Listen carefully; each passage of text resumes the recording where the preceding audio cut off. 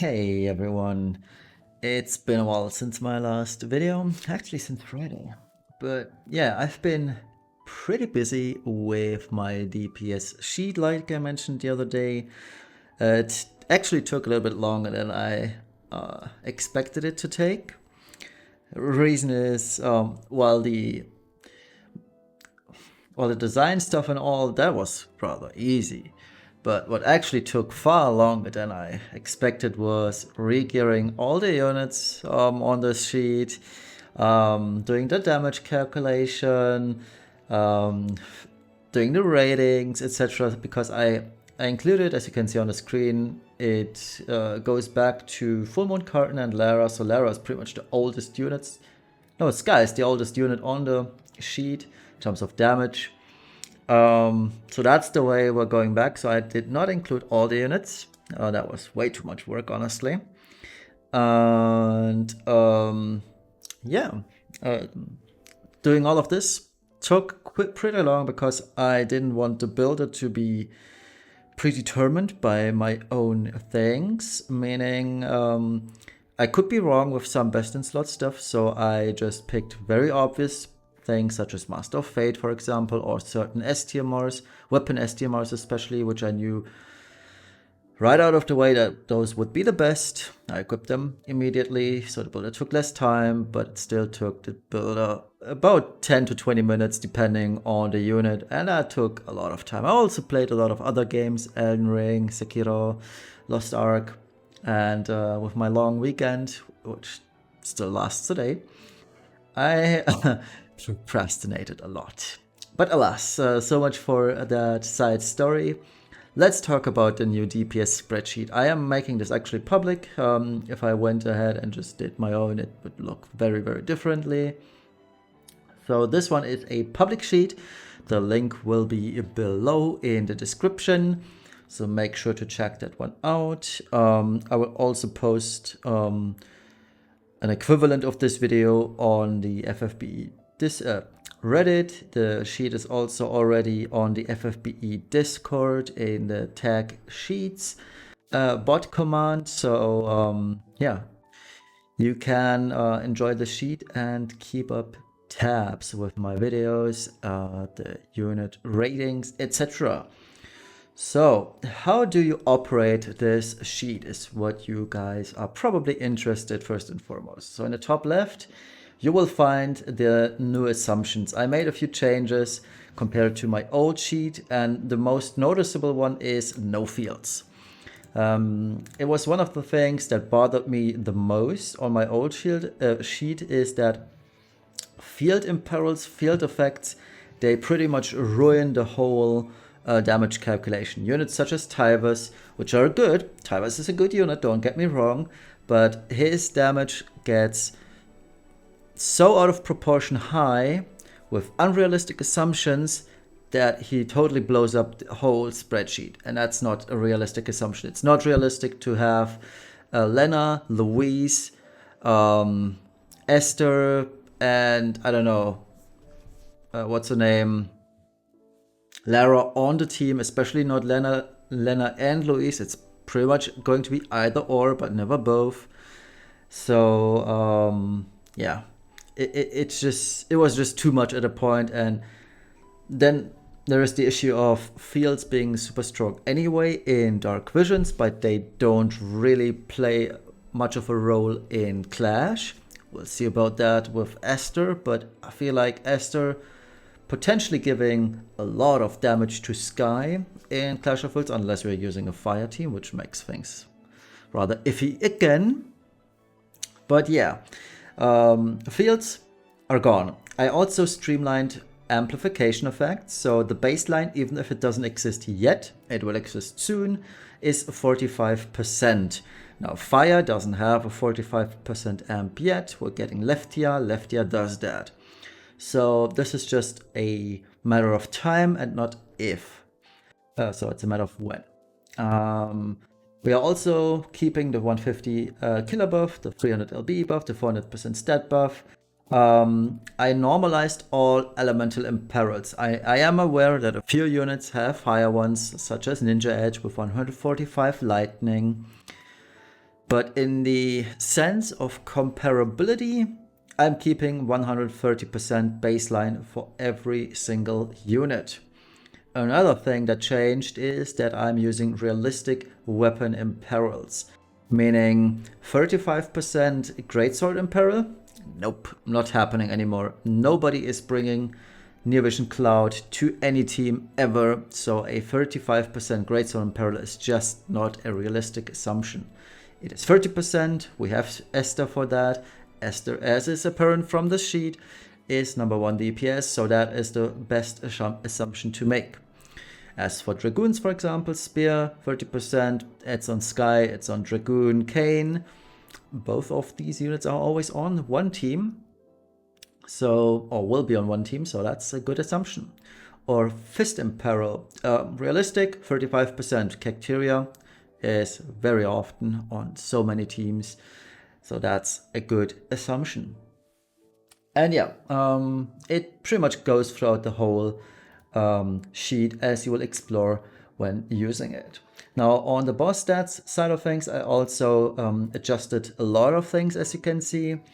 The thing that I'm wondering right now, because the sheet is far from done yet, but it is in a state where I'm absolutely satisfied with it, and everything that I want to add will just come throughout the next weeks and months.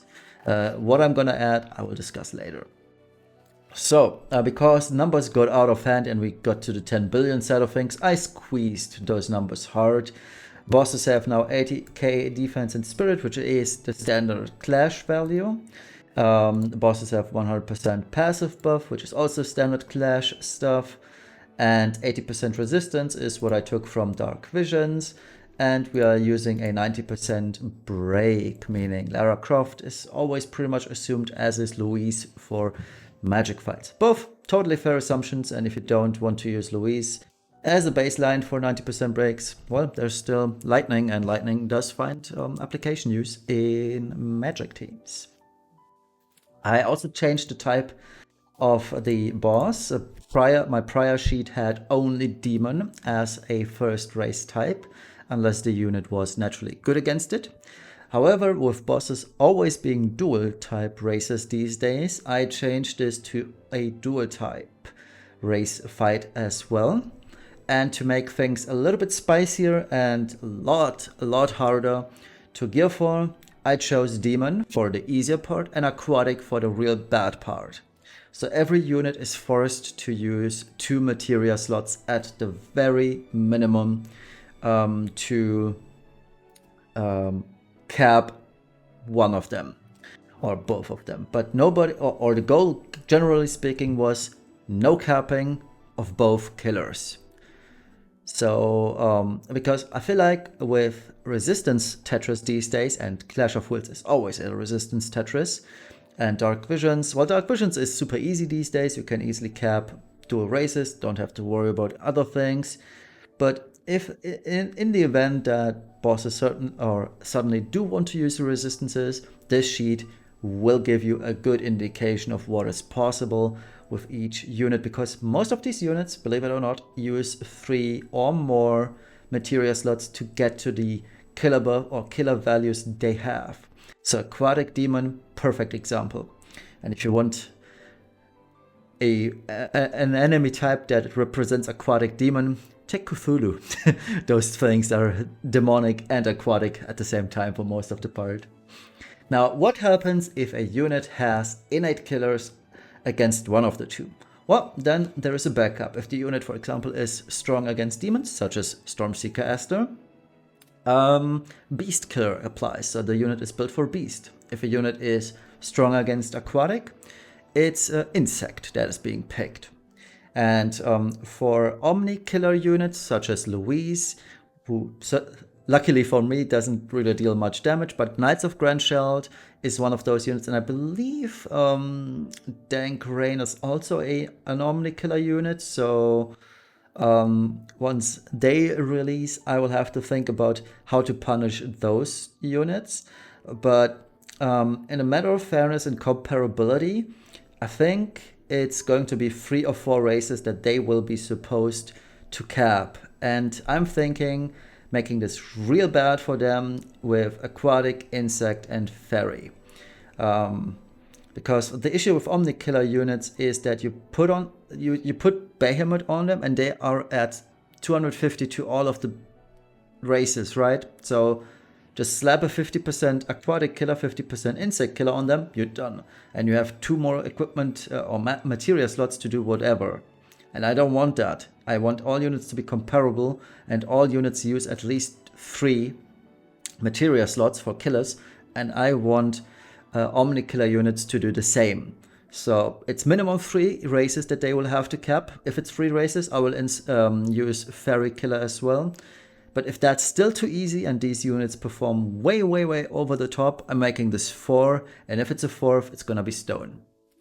Most likely Stone. I haven't checked yet if there is a weird combination, because some global killer materias, like Aquatic Bird, make these assumptions a little bit harder. So using Aquatic, Insect, Fairy, Bird would be bad because Aquatic has a 75% killer materia. So that's a no-go.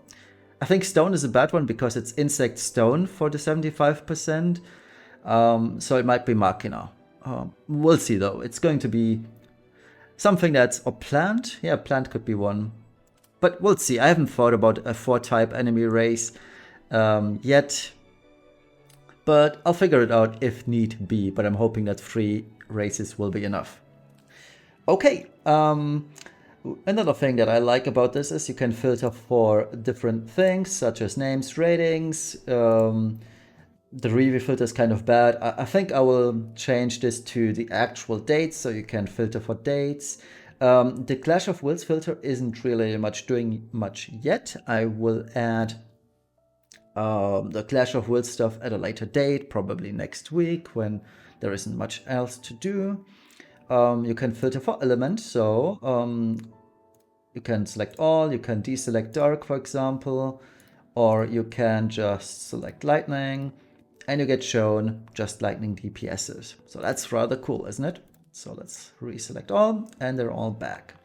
You can select whether you want to see only units that use Tybers as TMR or not. Truth be told, most units don't use it because it doesn't fit, especially on those units that are SLB, they just can't use it, or magic DPS. Same applies to all of these. So I think I should take away from the chain mod and the attack, magic defense. I think from these ability mods, nothing really stands out much. I may leave it at the ability mods because you can compare the SLB units to the other units, so that's fine, I think, but I might remove it from chain mod and the attack values. The rest of it is the same. Don't get confused by the evoke stuff here. It doesn't really do anything. I just took it over from my old sheet. And yeah, as you can see, the other thing that has changed is this is a sheet that is done post variance fix. So for the next 2 banners we're gonna get, it's the one we're getting on this Thursday and the one next week, this DPS sheet will not reflect reality to some degree because all units are calculated with the new variance formula in mind. The same applies to Dragoon Kane, which is indicated by the 2.3 to 2.6 variance on his weapon. So yeah, and you can also see I am using rather realistic stuff here, so it's all good. Alright, so what most of you are probably interested in is the rating explanation. You can either access this by going down here to the tab, or you can click on this and get here. Alright, so this is the explanation first. There are also the legacy ratings, which we'll come to later. And how do these ratings work? You saw the first iteration of this in my Edge review. Now, the Edge review didn't account for these criteria. The criteria that I thought of, they are supposed to solve one issue, and that one issue is endless debates over, oh, I think that unit deserves an 8, but that unit doesn't deserve the 7 or 8, blah, blah, blah. This one is very clear-cut. It doesn't leave really a lot of room for discussion or debate. I do want discussion. definitely, but I don't want useless debates such as, but I think that vision card is dumb.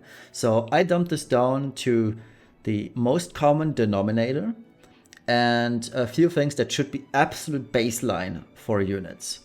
And I made this scalable as well. So if a unit comes that overpowers Esther by quite a lot, and that unit stays at the number 1 spot, every other unit gets downgraded as well.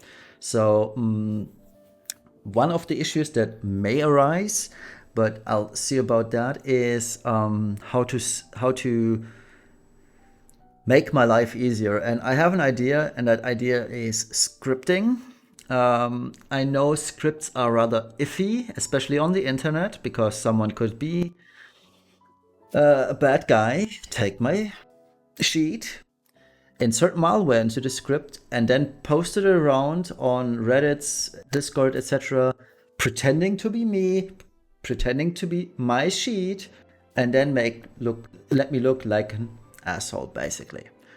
So that's why I'm not quite sure whether I do want to go for scripting. I can do it. I know only one other person in the community knows how to script, but it's still a huge minefield that I'm trying to avoid.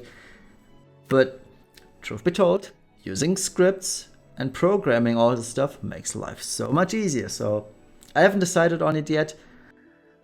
We'll see about it. But I'd love to explore scripting in this because it makes there are endless possibilities with scripts. So maybe. Anyway, so every unit starts at the baseline of 5 out of 10 points. The points of references are Near Vision Esther, Stormseeker Esther, and Angela for magic DPS. Units gain 1 point for being above 50%, or when people say math never matters, it does. Never trust a person who says whatever you learn in school about math never will apply to real life situations. I'm proving this person wrong right now. I hope you all know what this symbol means over here. The greater or equal than, because that implies 51% is included. On the other hand, you see on the -1 point, this one says strictly less than 30%. So the 130% is not included.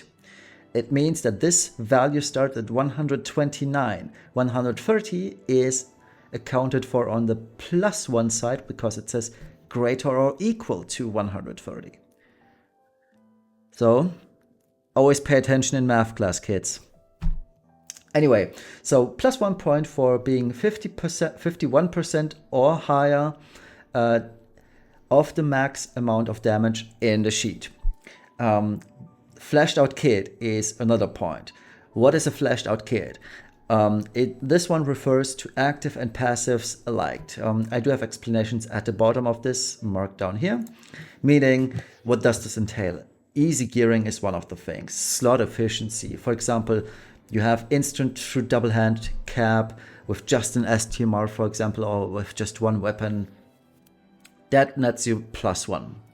A vision card with greater or equal to 110 attack, magic, defense, spirit, so all stats, gets you +1 point. This may and will change once we get more premium unit cards and units' own vision cards start getting better, but for now, unit vision cards only keep getting worse. Spoiler ahead for the next few weeks. Another point is for general party support. 130% greater or equal to imperil or a weapon imperil. I had this end with an and, so I wanted units to have both, but this would downgrade units that don't deserve the downgrade. So I kept this at a bare minimum, and I said either or is fine, but yeah, I found this to be a little bit too harsh. And then there's bonus points. You get a bonus point for being 10% above the highest unit right now. So meaning a unit that wants to score a perfect 10 needs to do 10% more damage than Esther. Esther did more than 10% of the next unit, which was of the previous unit, which was Kane. Kane did more than 10% of the previous unit, so he also got that +1 point. And another bonus is if the unit is strong in both Dark Visions and Clash of Wills.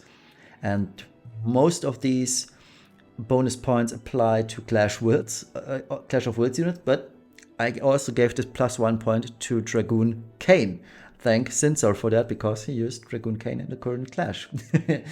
And then there's the subtraction part. So you lose a point for being less than 40% damage of less or equal than 40% of the highest max damage unit. If you have a one-dimensional kit or you are an SLB unit, both of those net you -1 point. The vision card is strictly less than 100 stats. You have no meaningful support for the party. Less than, and this is strictly less than 130% in peril, and or no weapon in peril. Both of those net you -1. So if the unit has a 130% in peril, but lacks the weapon in peril, that's fine, because yeah, you get that +1. But if you have neither, you get -1. And you get additional subtraction points for being only 20% of damage of rank 1 DPS. And if a unit has a 200% 80 stat Groundus, because I feel like those are a waste. And I think I forgot this when I did Oren, so let's check. Nope, Oren got it. So these are the assumptions. Now, if you count this up, that's if you start at baseline 5, but those are 7 points each. So technically you could end up at 12 out of 10. Nope. I have a ceiling. The ceiling is the 10, and a floor. The floor is the 1. So at worst, a unit will get a 1 out of 10. At best, a unit will get a 10 out of 10. These plus points, they serve to a certain degree from degradation. And a degradation applies every 3 months, and it subtracts 0.5 points per 3 months. And if a unit has 12 points, that means that unit loses or is at 10 points a year in, basically. Which is good, because those units that are a 10, I expect them to have a very, very long longevity. Longevity? Yeah. And as you've seen, Esther has the 10 out of 10 because I feel like she's going to last quite a while. And for good reason, that is too. Another unit that probably would have had a 10 out of 10 would be Sky and Curtain, but both are rather old, so they are facing degradation already. But both of them never were 12 out of 10s to begin with. And for the minus part, it helps the units not to be even worse than they already are. So 1 out of 10 is the absolute floor, and you can't get worse than that. But it's also to stop rating inflations. I want the 10 out of 10 to be super rare, and I want the median rating to be at around 6 or 7. And I think I actually was able to reflect this with these ratings. So if most of the units end up being a 6 or 7, that's by design. And I want these ratings to reflect the unit's potential at best. So let's go back and check out. So a unit such as Tyvus, he has a 6 out of 10. Why does he have a 6 out of 10, right? So let's check out Tyvus. Where is he? Tyvus and Oren. So as you can see, baseline 5, both have super high damage. They have the Katana and Greatsword Peril and a strong vision card. Meaning you can already see these units, all they do is damage. They have bad kits, SLB kits, they have no party support. Both of them are facing degradation already, or at least Oren is. And Oren has a bad Groundus, so he loses a point. So this is why Oren has a 5 out of 10 and Tyvus has a 6 out of 10. Is Tyvus a bad unit? Obviously no, because he's still super, super high up in damage. But the unit itself, or what the rating it wants to achieve, is reflecting the unit as a whole, not just the damage side of things. And the unit as a whole is just a 6 out of 10. He's okay.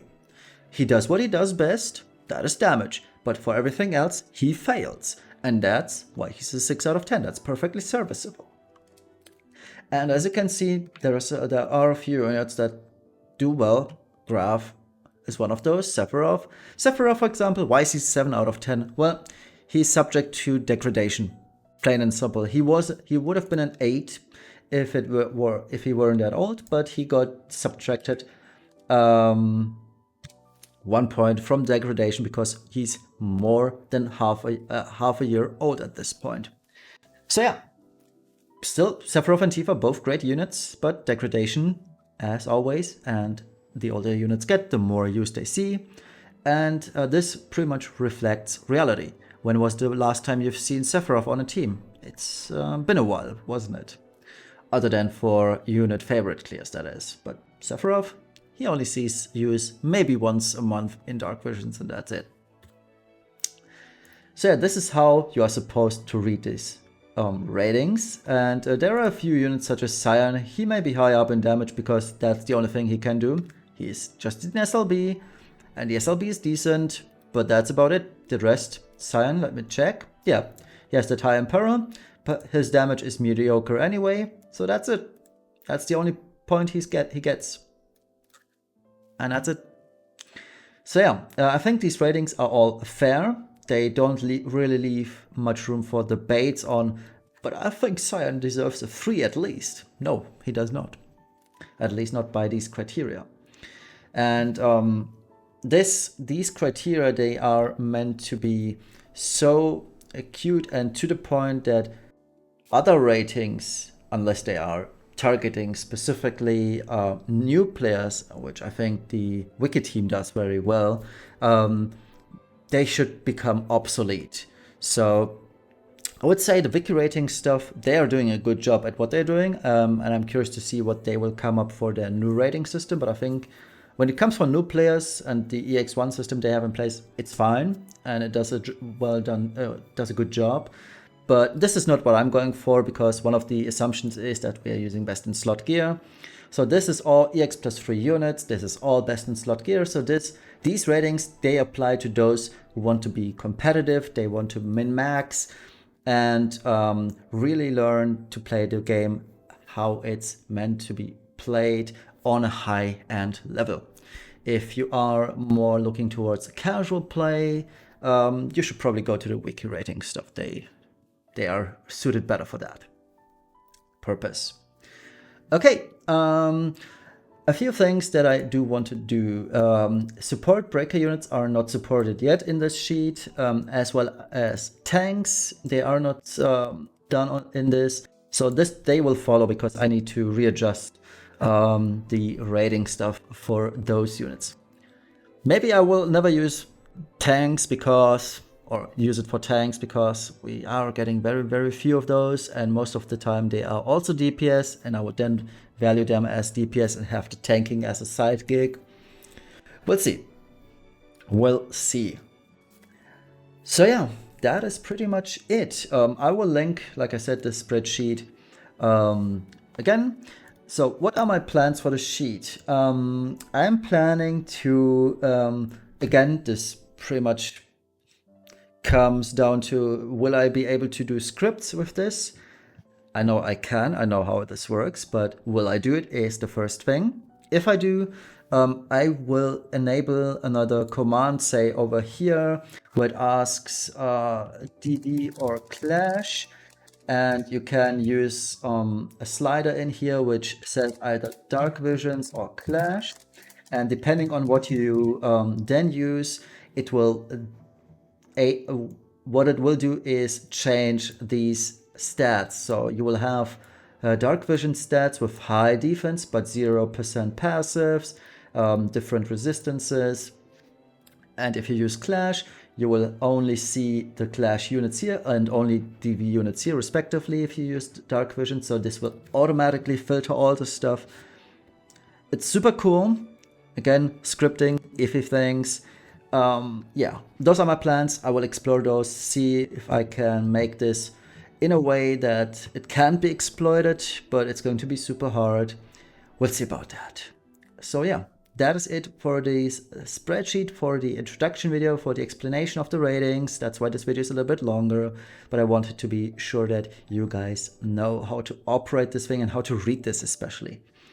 So if there's any question left, feel free to ask. If you think that I'm missing something very important, or if you want to see something added onto this spreadsheet, let me know in the comments and I will check whether it fits and is within the general scope of this project. And yeah, I'm curious to see your thoughts on this. Thank you all for watching. We'll see each other tomorrow for a very small but informative video too. See you then. Bye bye.